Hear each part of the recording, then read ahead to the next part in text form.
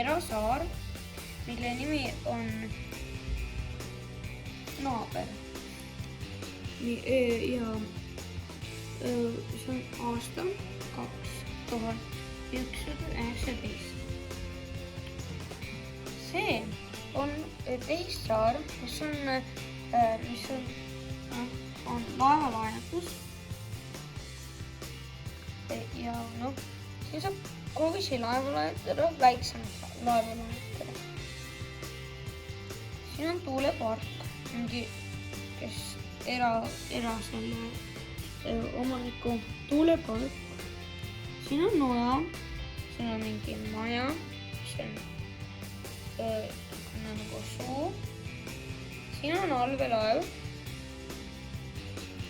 mis siis saab igal pool sõita. See on prügila, mis korjab kõikide saarte pealt kokku prügi. Siin on prügilaevad, mis veab prügi siia. See praegu veab siia.